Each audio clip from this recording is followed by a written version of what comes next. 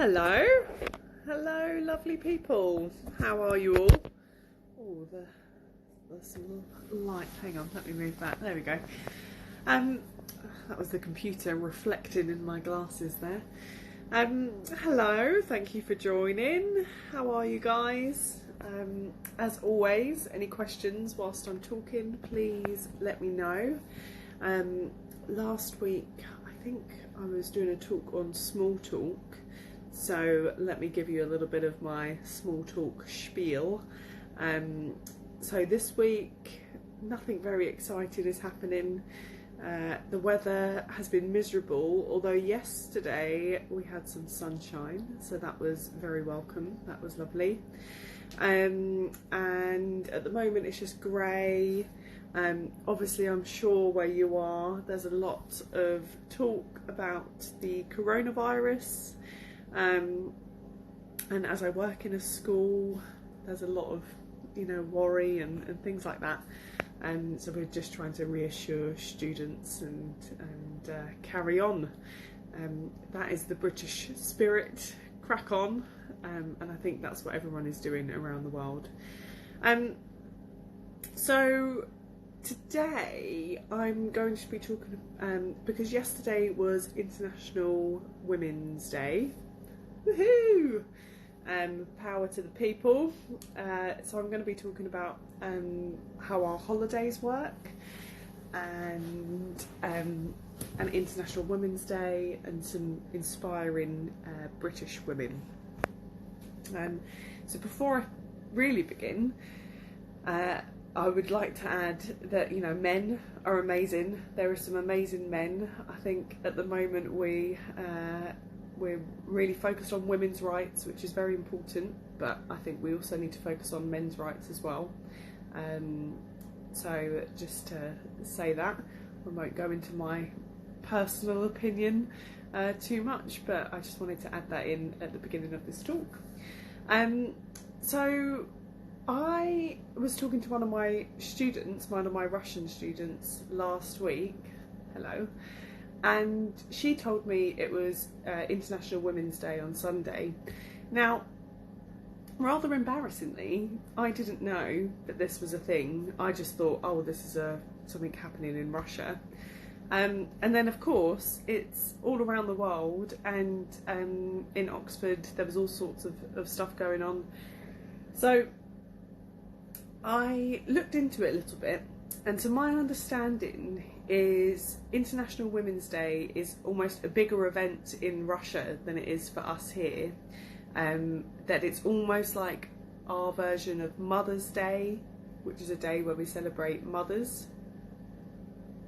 and also Valentine's Day, where you celebrate love for your partner.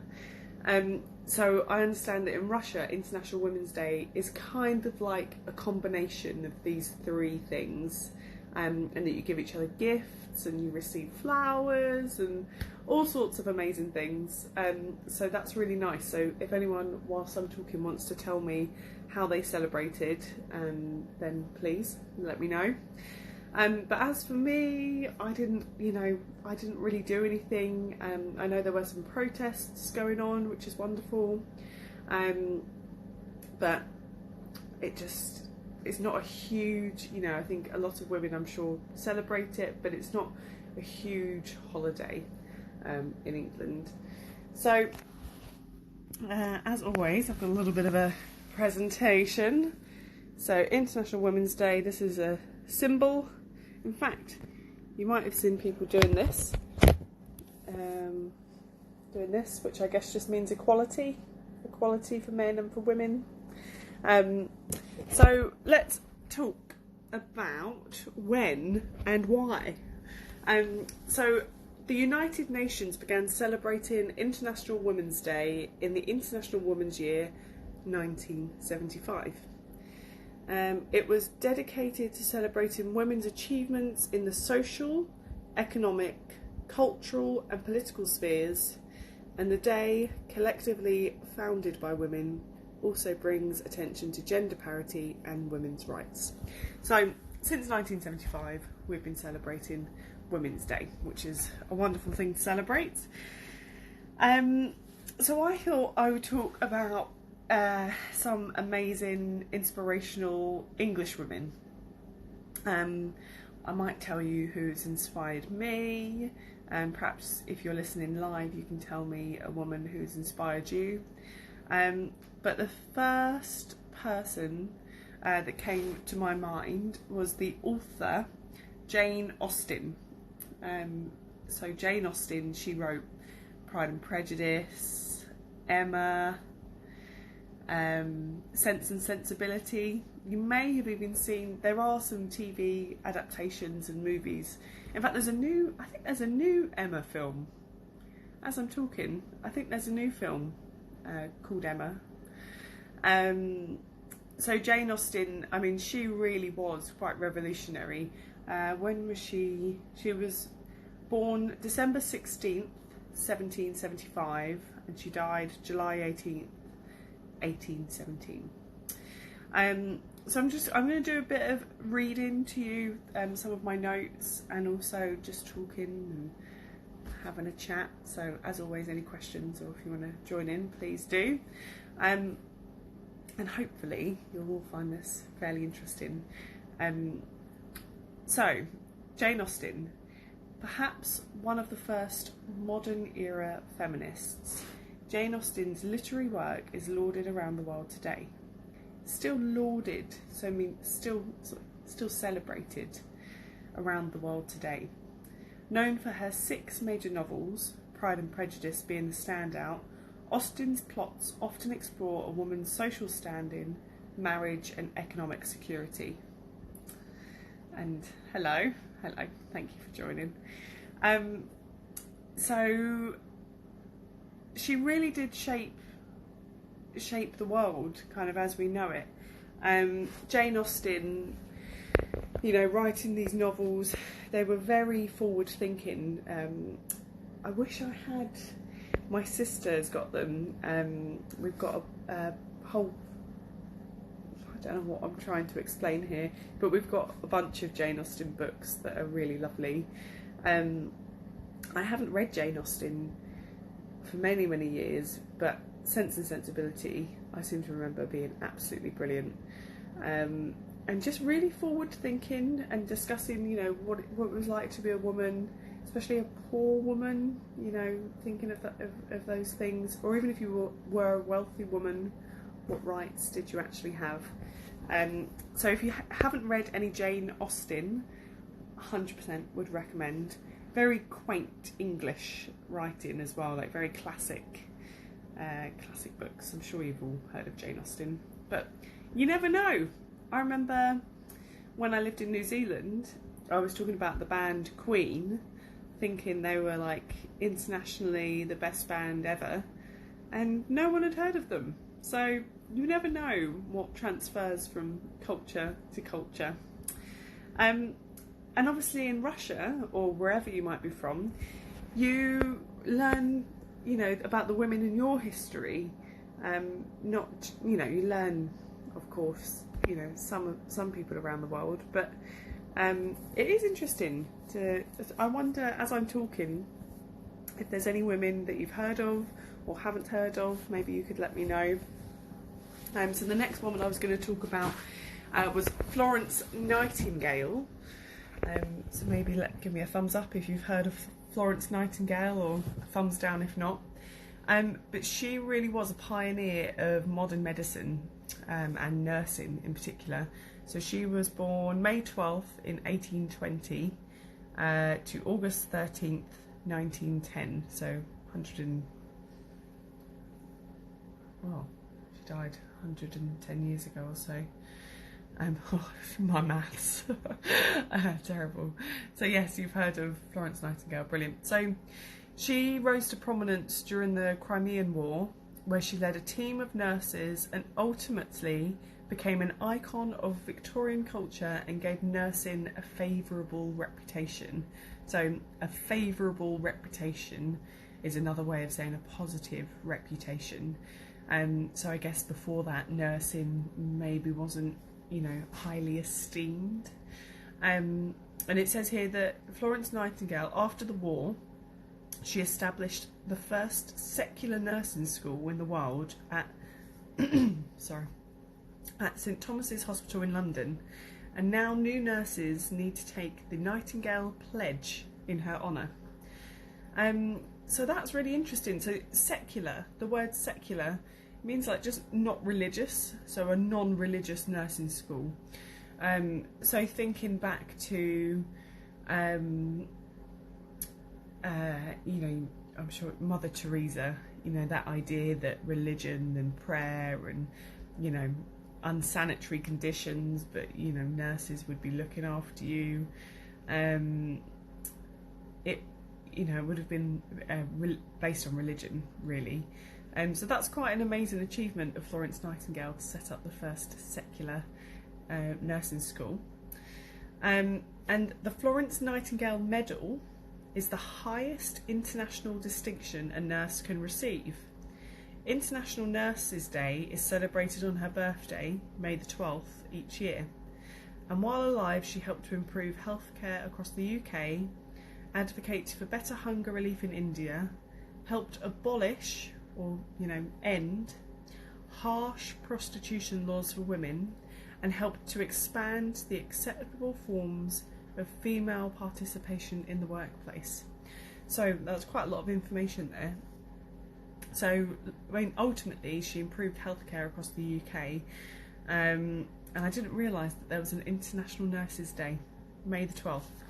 So if you're a nurse, or you know anyone who is a nurse, maybe on May the 12th you could celebrate with them. My best friend Tom, he's actually a nurse, and he is amazing. It is an incredibly challenging job. I mean, I myself, I won't go into the very long, very sad story, but I spent nearly 3 months in hospital once. I was very sick, and the nurses were literally, I mean, the most amazing people. And obviously they weren't just women, there were male nurses as well. But, you know, it is predominantly a female profession. And it was incredible. The compassion and the physical labour of being a nurse, you know, it's such a tough job. I couldn't do it. I could not be a nurse. So shout out to any nurses out there. You are amazing. So Florence Nightingale, I've got a little picture of her here. What a babe. You beauty. So she was great. She really did revolutionise healthcare. And obviously, just another thing, in my at school, when I help in biology lessons, it's so interesting learning about before people would wash their hands and before we had any kind of sanitation, and when that was first introduced, which was, I can't remember now, but the man who first said, oh, I think, you know, we should wash our hands and keep the place clean, the deaths went down so dramatically. I'm not explaining it well with facts and figures, but really interesting. The history of bacteria is a very interesting subject, if that's something that you're into. The next person I want to talk about is Emmeline Pankhurst. This woman, born July 15th, 1858, died 1928. I wonder if you've heard of Miss Pankhurst. So she was a controversial figure. She was the head of the suffragette movement, which was the women's rights movements. In 1903, she began the Women's Social and Political Union, and members became known for resorting to militant tactics, including crime and hunger strikes, to get their message across that women should have the right to vote in the UK. So Miss Pankhurst was an amazing, amazing woman to help get women the right to vote. I think it's a good point to make is that men also didn't have the right to vote. If you were a poor man, you also didn't have the right to vote till quite late. I think women only got the right to vote only something like 10 or 15 years after working class men. So this movement, it was an amazing movement, but also, you know, I think we don't think about that. We think, oh, men, they had the vote for ages. Well, actually, no, if you were working class, you didn't get the vote either. So that, an amazing woman. She really did. She was heralded as a crucial figure in helping women achieve the vote, which they did February 6th, 1918. So, yeah, amazing woman. In fact, I always think of my mum, because my mum, even if you're not sure who to vote for example, so when the elections happen once every 5 years now, and you're like, oh, they're all the same, Labour, Conservative, I'm not sure who I'm going to vote for. My mum always brings up Miss Pankhurst and says, women died so that we could vote, so we should always vote. And I do, I always vote, and I hope you guys do too, but you know, whatever, do what you want to do. Now this next woman, in fact, before we go on to the another woman, I found some great pictures of the suffragette movement. So when we're thinking of International Women's Day, let me spin this round. This is on the Evening Standard, which is where I got a lot of this information from. So this, in fact, we were talking about this in one of my talks the other week. So let's just have a little look. So this says, one of the 7 processions of the monster meeting in Hyde Park, so this Hyde Park is in London, led by suffragettes holding a banner referring to the Prime Minister at the time. Okay, let's have a look. So that is Miss Pankhurst talking to the crowd. So you've got men in the crowd, women in the crowd. Amazing. Just that image is such a powerful image, I think. Do you know the expression, a picture says 1,000 words? I think this picture really does say 1,000 words.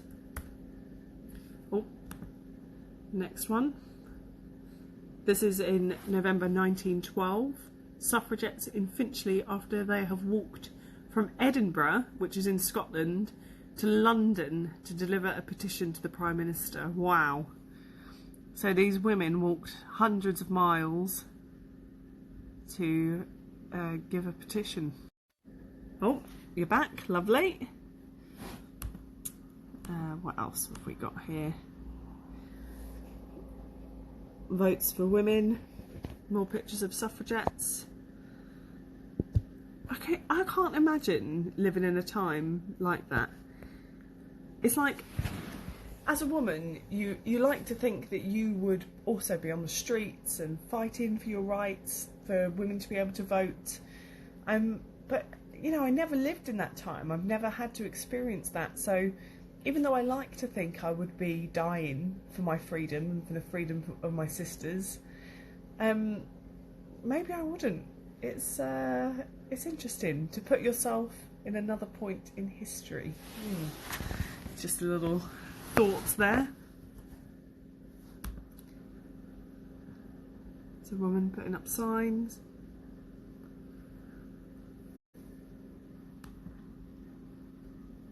Votes for women.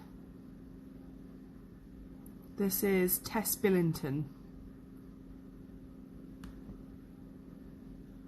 Wow. This apparently is someone called Mrs. Baines addresses a mass rally of suffragettes in Trafalgar Square in London. Male and female members of the women's suffrage movement on a protest march through London. So I think that's a really good point to make, is that in this movement there were men as well, men who fervently believed in women's rights. So through London during this time, I mean, what a movement. Absolutely incredible people. There she is.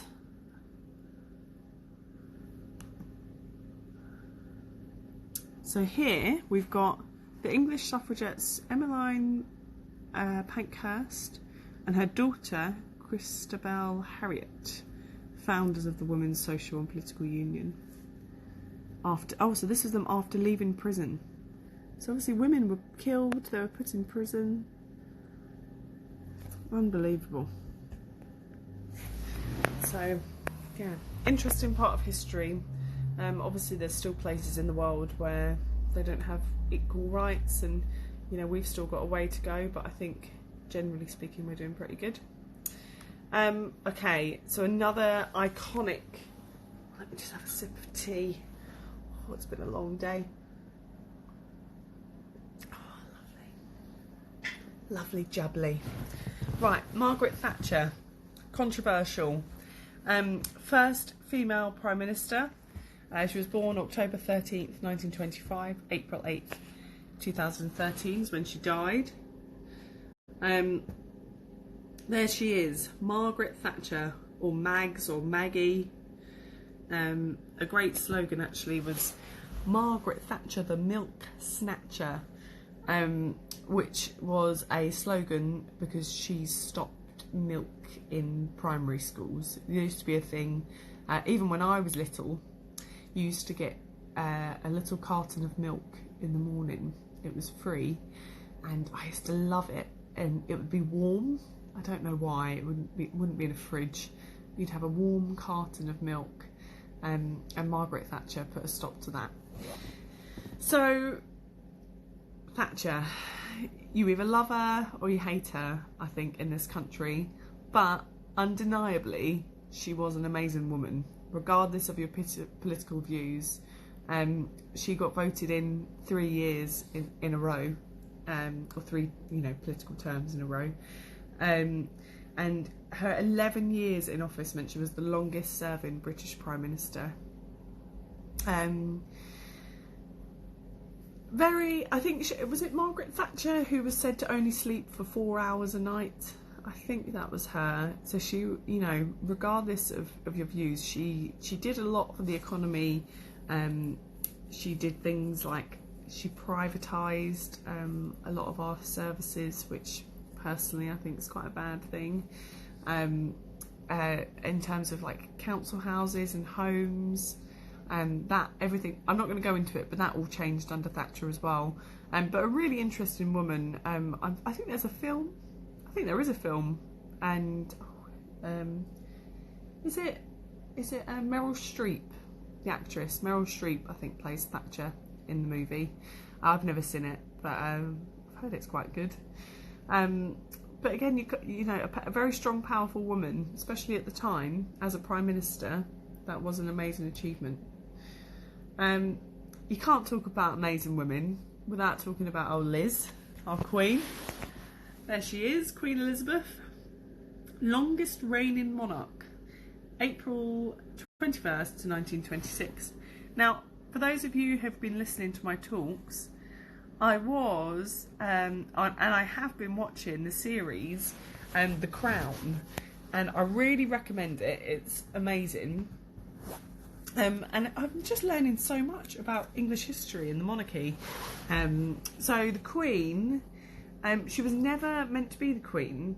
It was only because her uncle abdicated, which means he abdicated, he like voluntarily stepped down. He wasn't going to be the king. So that it meant that Queen Elizabeth's father, King George, he had to then be the king. So it was really, really amazing. And her father died in 1952. So Queen Elizabeth was 25 years old when she became the Queen. Can you imagine? I mean, at 25, I was running around like a nutter. I can't imagine having to run the country. So, I mean, amazing. We love her, Queen Elizabeth. Right, there's another... I hope that this is interesting, guys. There's a lot of talking, I know. A woman that I really admire, and I'm just going to read this because this is quite interesting, is the author Beatrix Potter. Have you heard of Beatrix Potter, anyone? Give me a thumbs up if you know Beatrix Potter. You may not recognise the name, but she wrote the Peter Rabbit books, which are just the loveliest children's books, very sweet. So she was born July 28th, 1866, and she died December 22nd, 1943, so 2 years before the end of the Second World War. So Helen Beatrix Potter was a writer, a natural scientist, conservationist and illustrator, among other things, but she was best known for her children's books, particularly the Tales of Peter Rabbit. If you have kids, please read these books, they're very lovely. I used to love them when I was young. Potter self-published her books when she was, her first book when she was in her 30s, and went on to publish an additional 30 books, 23 of which were children's tales. With the money from the proceeds of her books, she bought a farm in the Lake District and bought the surrounding farms in order to preserve the countryside. Upon her death, she donated this land to the National Trust, which now comprises a large part of the Lake District National Park. So the Lake District is, I've never been, but it's supposed to be beautiful. It's huge, huge area. And the National Trust is like protected sites that you can visit. You can pay and have a membership, which means you can visit National Trust places for free, or you can pay to visit them, but it's quite expensive. So depending where you're going. So if anyone wants a kids book, Beatrix Potter, she was amazing. And I just want to, I know I'm talking an awful lot, but Helen Sharman was an English astronaut and chemist. She's still alive. In 1991, Helen Sharman became the first British astronaut. Having received a BSc in chemistry at university and then a PhD, she began working as a chemist until one day she responded to a radio advertisement asking for volunteers to be the first British astronaut. Out of 13,000 applicants, Sharman was selected and was just 27 years old when she went into space to visit the space station, making her the 6th youngest out of the 556 people who have visited space. So, astronauts are absolutely amazing people. And I mean, now, you know, you get women who go to space, and in fact, I should have found out who they were, but did you see there was the first all-female International Space Station spacewalk, which is an amazing achievement. Imagine Pankhurst hearing about that. She would be chuffed to bits, or really happy, in other words. So yeah, there's a few women there that I think are pretty amazing. Just as an additional thing I wanted to explain, that in England we do have, I mean, like everywhere in the world, we have certain days, certain holidays for things. Sorry, keep coughing, I'm getting over a cold. I promise I don't have the virus, I've just got a cold. Oh dear. Sip more tea. So, we have bank holidays, which are fantastic because it means we all get a day off work.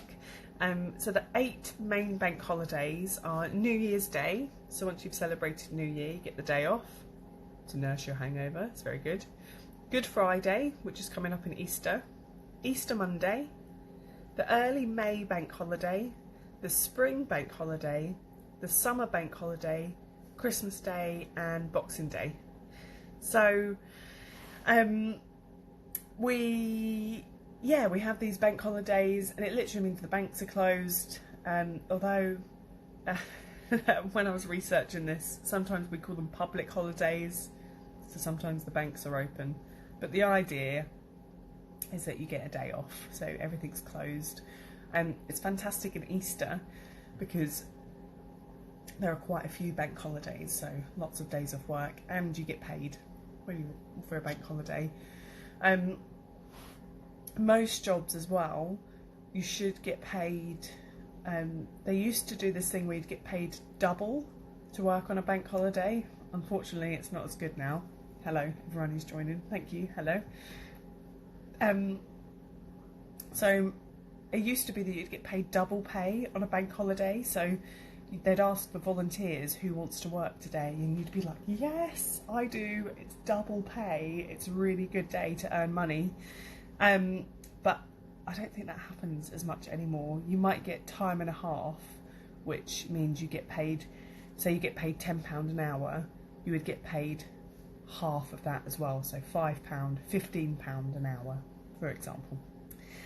We also have Mother's Day, which is coming up this 22nd of March, so it's normally around springtime, which is a day where, you know, you celebrate all the mothers of the world.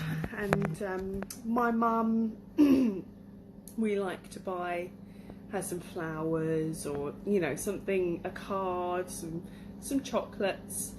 And then we also have Father's Day, which is Sunday the 21st of June. And again, it's not really a huge celebration. You normally give them a card or some beer, whatever your father likes, really. And talking of mothers, I want to talk about my personal inspirational woman, which is my mum. She's an amazing woman. She raised all three of us kids. I've got a brother and a sister. With my dad. They're still together. In fact, it's their wedding anniversary in a couple of weeks, and they've been married 39 years, which is incredible. A lot of bickering in the meantime, but they're very happy. So I wanted to talk about my mum, because my mum, you know, when she left school, when she was aged, just turned 16, during that time, it was still very much that as a woman, you either went into nursing or you left home and had kids, and you didn't really you didn't really get a choice of what career or travelling or anything like that. So my mum is really inspiring to me, because she left school. She got a job working for BCAL, which is now British Airways, and thank you, and I'll pass it on.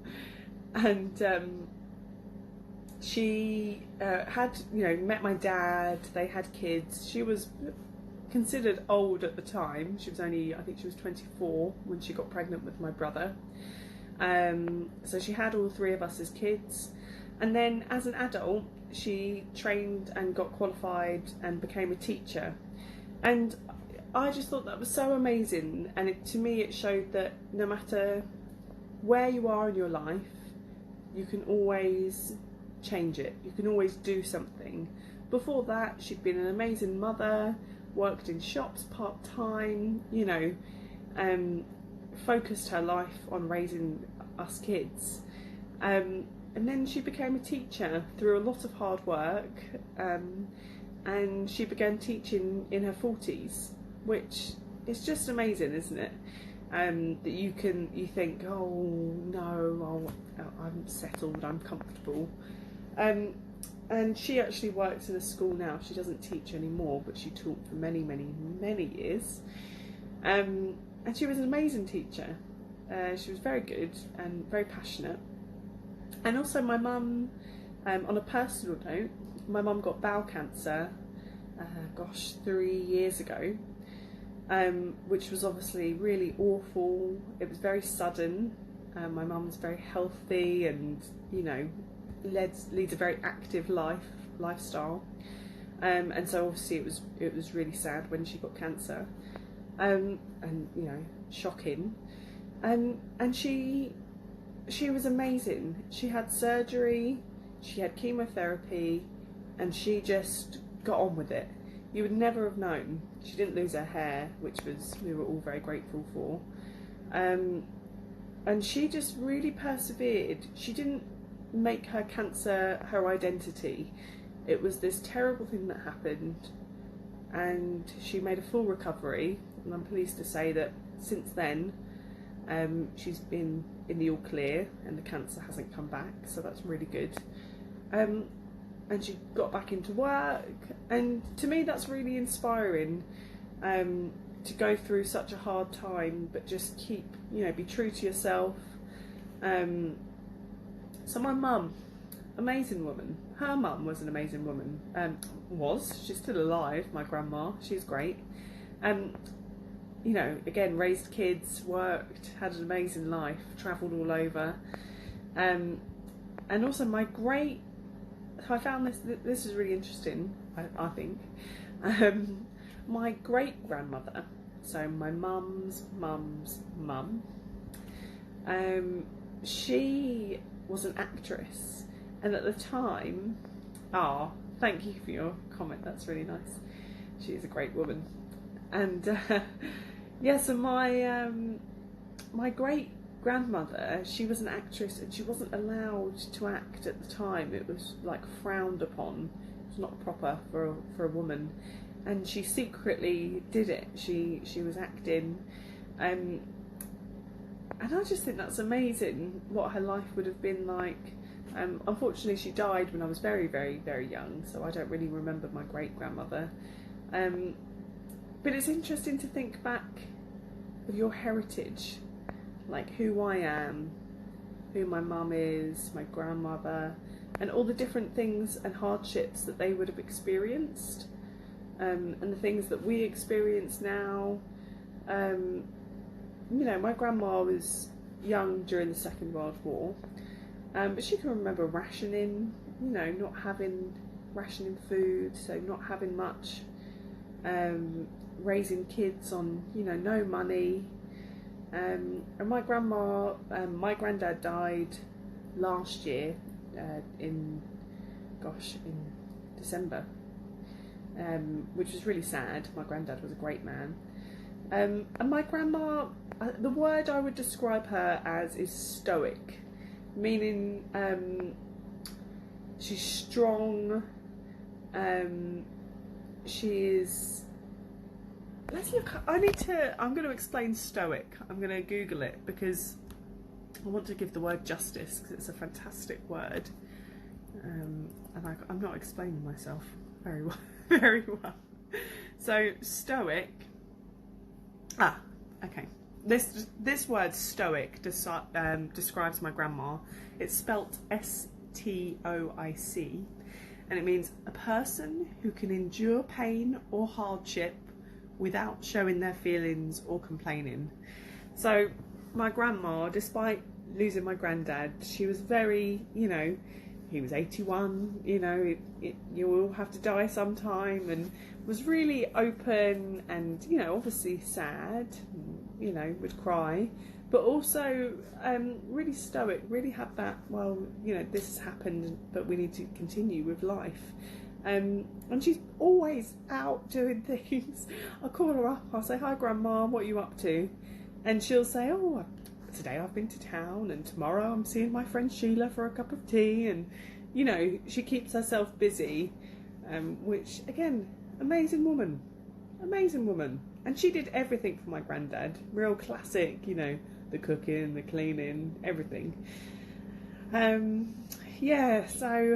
those are two women that are amazing. My sister as well, she's also an amazing woman, but I won't go into all the amazing women in my family, or I'll be here for hundreds of years. So that's International Women's Day. What a fantastic thing. I did have a quick clip to show you, and it's on the BBC News. International Women's Day marked with marches and protests, and it says marches to raise awareness of discrimination against women have taken place around the world to mark International Women's Day. People around the world have been marking 8th of March as a special day for women for more than a century. So a century, 100 years. A decade, it's 10 years. A century, 100 years. Think of the word cent.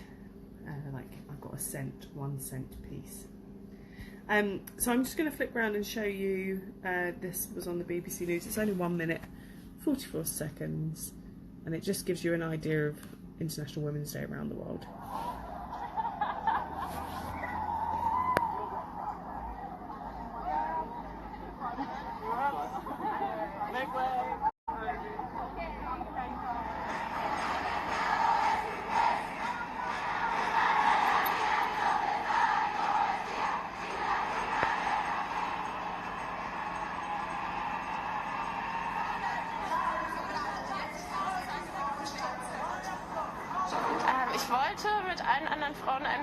I wanted to scream out loud together with these women and let out all my anger, disappointment and frustration.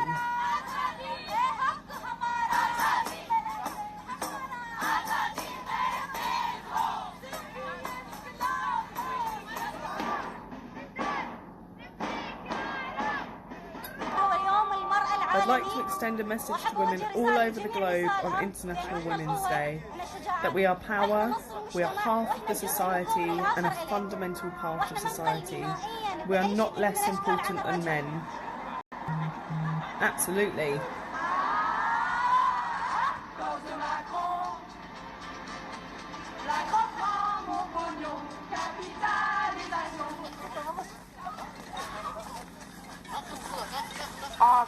On 8th of March every year we go out to declare women's solidarity about our common struggle for women's rights and the establishment of an important programme for women's rights this year. Our main programme is the fight against violence against women.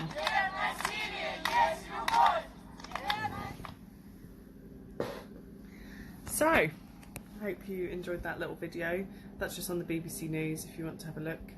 And there's also a bunch of videos about inspiring women. So yeah, I mean, we talk about women's rights, you know, obviously all over the world there's women who don't have the same rights that, you know, we're lucky enough to have in the UK. I can go out day or night, do what I want, and there are women who can't leave the house without their husbands or a male companion. There are women obviously still in abusive relationships, women who don't make as much money as men. So, you know, globally there's still a lot of work to do, but I do think we should celebrate how far we've come.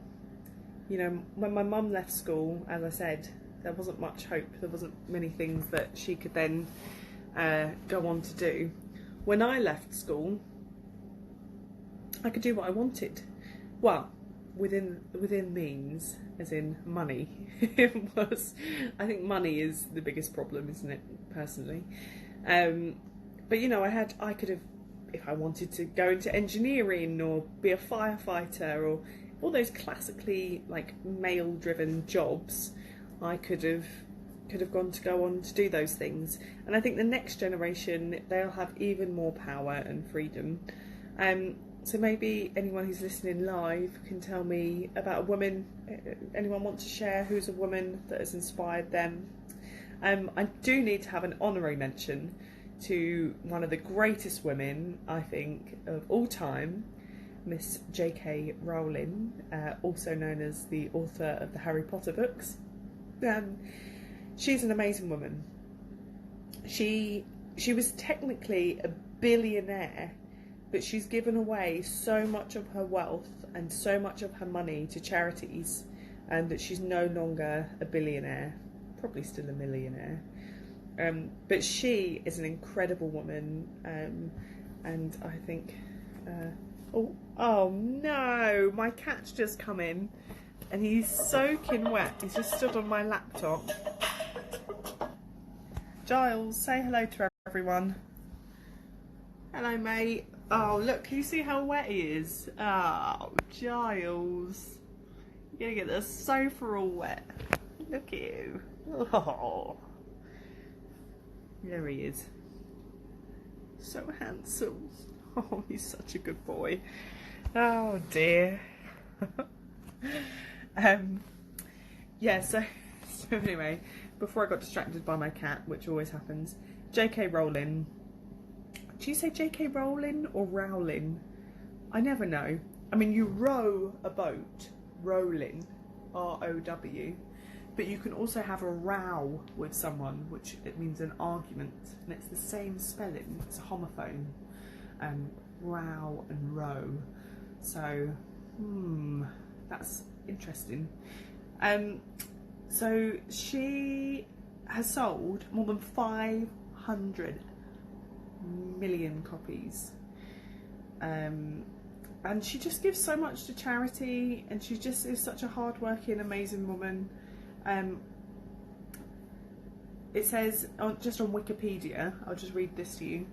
Rowling has lived a rags to riches life. Have you heard that expression? Rags to riches means you've gone from being poor, in poverty, to having lots of money, to being rich. Rags to riches.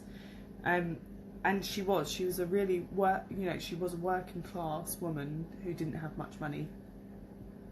So Rowling has lived a rags to riches life in which she progressed from living on benefits, so the welfare estate, you get almost impossible to live on, so big respect to people who are raising families on benefits. It's really tough. To be in the world's first billionaire author. She was the first author ever to make over $1 billion. She lost her billionaire status after giving away much of her earnings to charity, but still remains one of the wealthiest women in the world. She's sold in excess, so more than £238 million, which is a lot for books, isn't it? That's amazing. In October 2010, Rowling was named the most influential woman in Britain. So, yeah, she is just great. There she is. Let's give you a little snap so you know who I'm talking about. Oh, JK.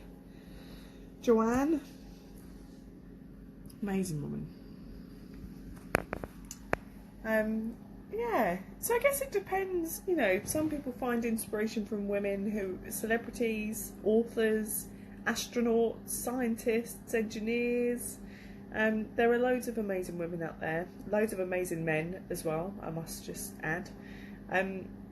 Personally, like I said, I think my mum's been the biggest inspiration for me, and yeah, just my friends, and myself. I'm a woman, I'm doing all right.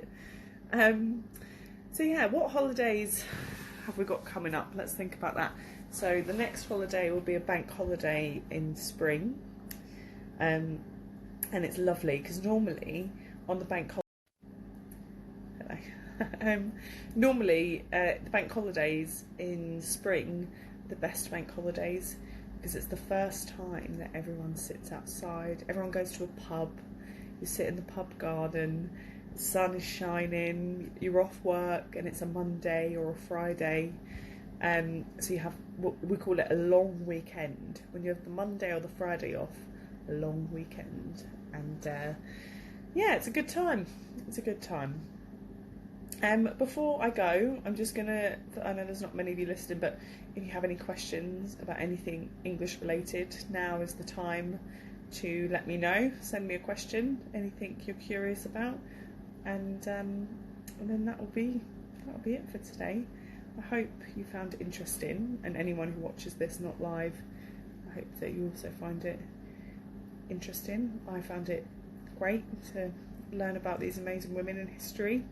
Is there anyone that I've spoken about that you don't agree with, or anyone you think, oh, you should have definitely included this person? Because there are a lot. Let me show you. This is old Helen, who I was talking about, Helen Sharman. Only 27 years old there. First female astronaut. Amazing. Yeah. My pleasure for the talk. I really, really enjoyed it. If you want to find out more, Reader's Digest is a good one. And also there's a great article on inspiring women on the Evening Standard. Yeah, so if there's no further questions or anything, then I will say goodbye. And what am I doing the rest of the week? I've got school. It's my friend's 30th. In fact, my friend Kat, she is an astrophysicist, so she studies the stars and physics. She's amazing. She's a great woman. And it's her 30th birthday, so we're going out to celebrate that. And what else? Well, you know me, it's nearly time for my dinner, so I'm thinking about what I'm going to cook. And yeah, that's it. I hope everyone has a really good week, and peace and love, and look after yourselves, love each other, all the rest, and speak to you soon. Bye.